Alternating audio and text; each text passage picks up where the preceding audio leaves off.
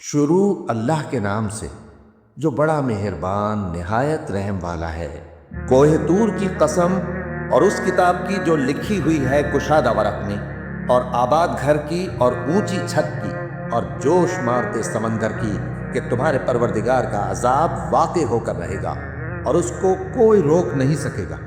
جس دن آسمان لرزنے لگے کپ کپا کر اور پہاڑ سچ مچ اڑنے لگے تو اس دن جھٹلانے والوں کے لیے خرابی ہوگی جو بیکار باتوں میں پڑے کھیل رہے ہیں۔ جس دن ان کو آتش جہنم کی طرف دھکیل دھکیل کر لے جائیں گے اور کہا جائے گا یہی وہ جہنم ہے جس کو تم جھوٹ سمجھتے تھے۔ تو کیا یہ جادو ہے یا تم کو نظر ہی نہیں آتا؟ اس میں داخل ہو جاؤ اور صبر کرو یا نہ کرو تمہارے لیے یکساں ہے۔ جو کام تم کیا کرتے تھے یہ انہی کا تم کو بدلہ مل رہا ہے۔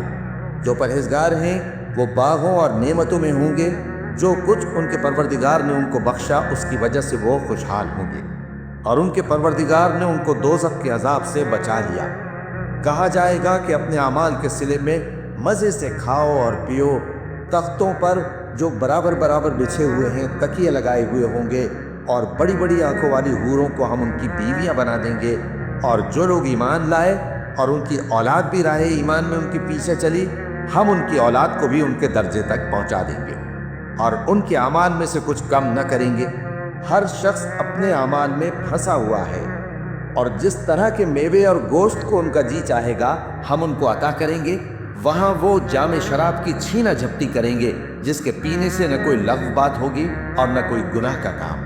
اور نوجوان خدمتگار جو ایسے ہوں گے جیسے چھپائے ہوئے موتی جو ان کے آس پاس پھریں گے، اور ایک دوسرے کی طرف رخ کر کے آپس میں گفتگو کریں گے، کہیں گے کہ اس سے پہلے ہم اپنے گھر میں اللہ سے ڈرتے رہتے تھے تو اللہ نے ہم پر احسان فرمایا اور دوزخ کی گرم ہوا کے عذاب سے ہمیں بچا لیا۔ اس سے پہلے ہم اسے پکارا کرتے تھے، بے شک وہ احسان کرنے والا ہے، مہربان ہے۔ تو اے پیغمبر تم نصیحت کرتے رہو، تم اپنے پروردگار کے فضل سے نہ تو کاہن ہو اور نہ دیوانے۔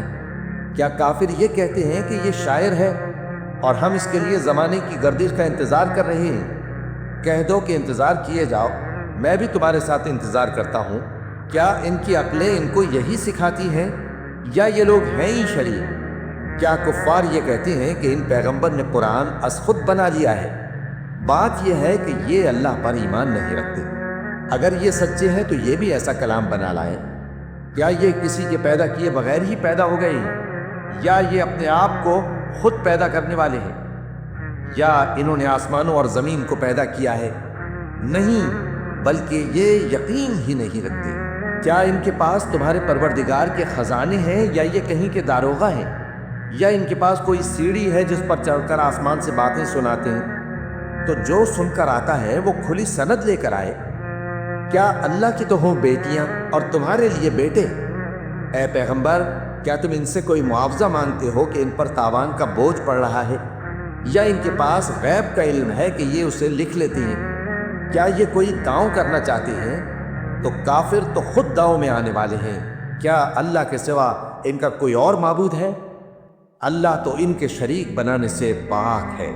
اور اگر یہ آسمان کا کوئی ٹکڑا گرتا ہوا دیکھیں تو کہیں کہ یہ ایک تہ بتہ بادل ہے، بس ان کو چھوڑ دو یہاں تک کہ یہ اس روز کا سامنا کر لیں جس میں یہ بے ہوش کر دیے جائیں گے، جس دن ان کا کوئی داؤں کچھ بھی کام نہ آئے گا اور نہ ان کو کہیں سے مدد ہی ملے گی۔